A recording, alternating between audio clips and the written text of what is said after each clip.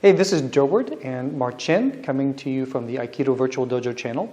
Today we're going to present to you a couple of different steps with an exercise that looks at a lot of different things. So we're going to be using the bokken or the wooden sword during this exercise, and we'll be looking at different things or exploring different things like connection, center line, even some sense of spontaneity.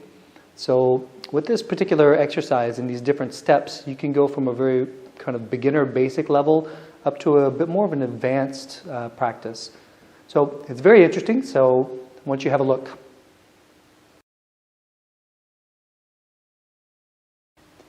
So we're going to start this exercise by both of us having bokkens, wooden swords, and we're going to start at a kind of a basic level that even a beginner could possibly work at. And so with a partner, Marcin here, we're going to both come into ken kamae, just having a nice contact and just almost out of reach of each other. So just the proper distance where we can't directly attack, but we have to actually move into our partner's center to make an attack. And from here, we're going to be able to move around.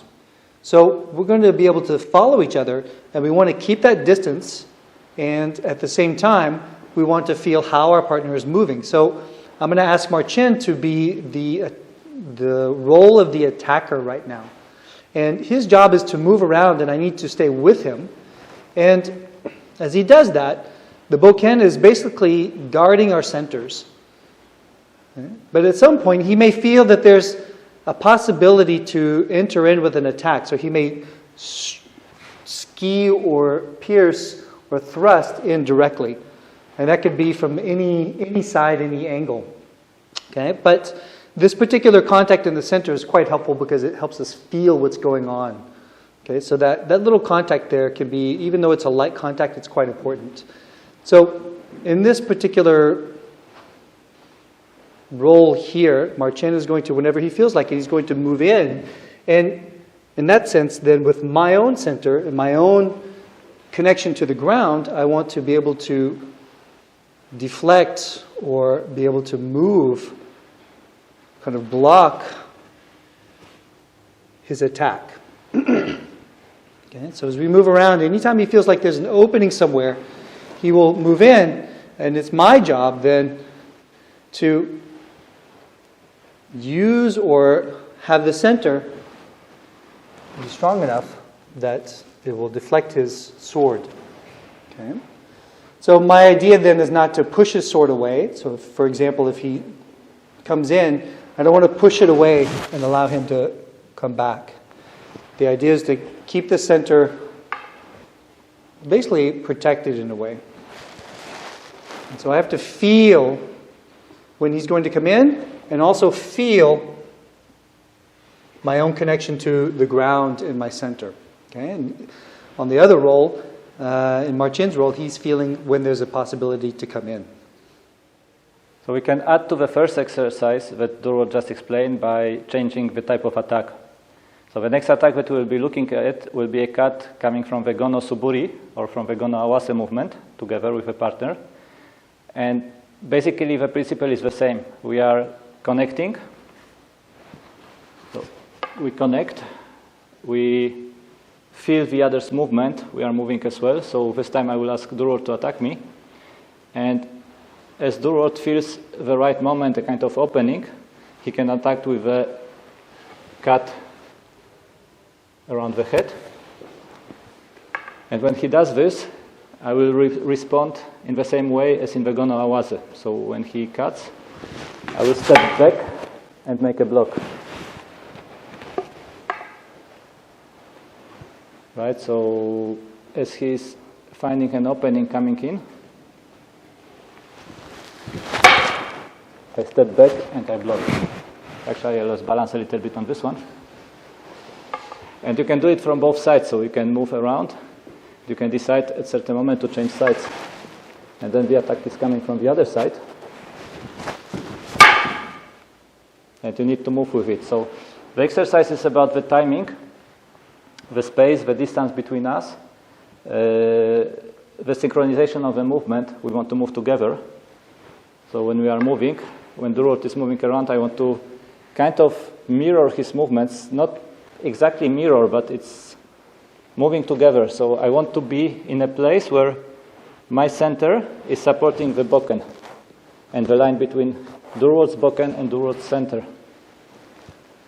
So if I'm not supporting the bokken from the center, if I'm a bit off to the side, I cannot do the block against the thrust, and I cannot really move in against the strike because I'm too far out. Okay?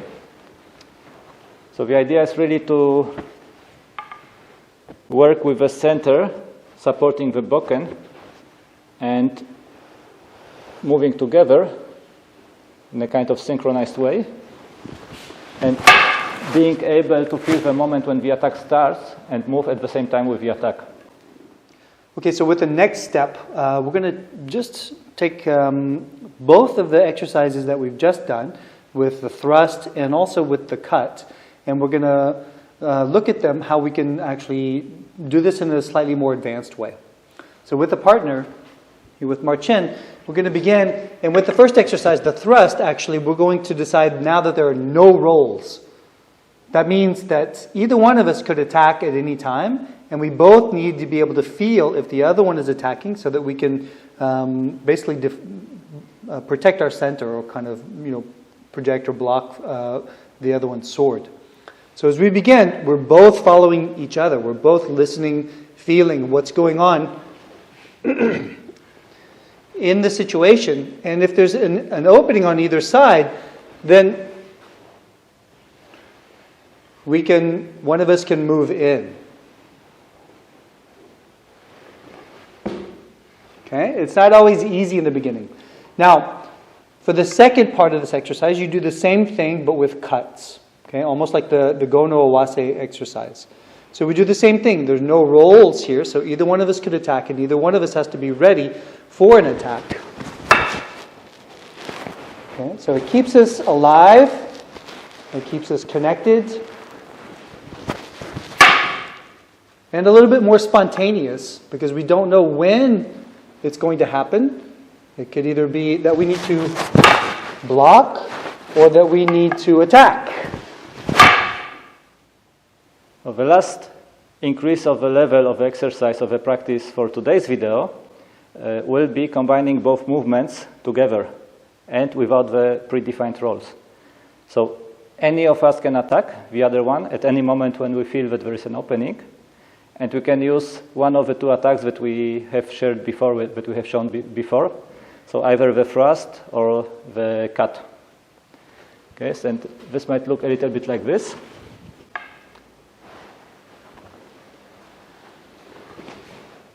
First entry with a thrust.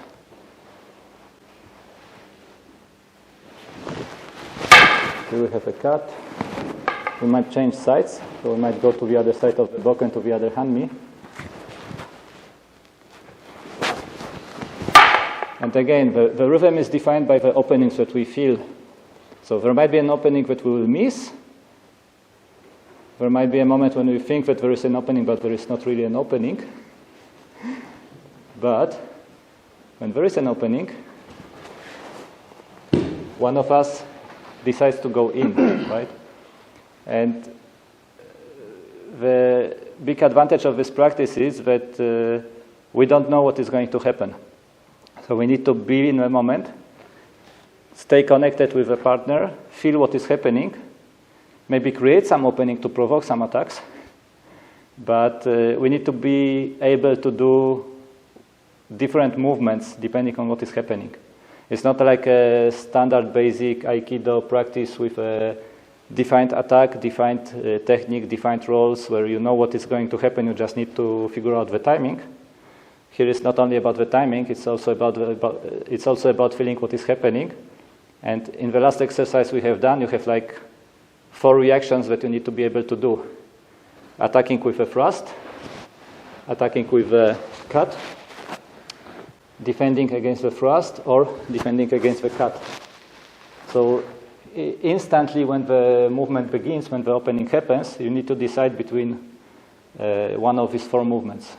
And this is keeping your mind open for any type of movement that is suitable in a given situation.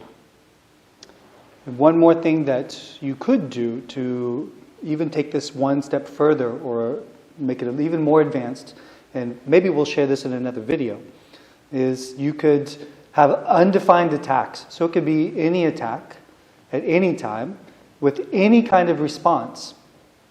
And so then it becomes even more spontaneous, where the attacks become quite spontaneous depending on the situation and the openings, and the responses also become spontaneous depending on the attacks.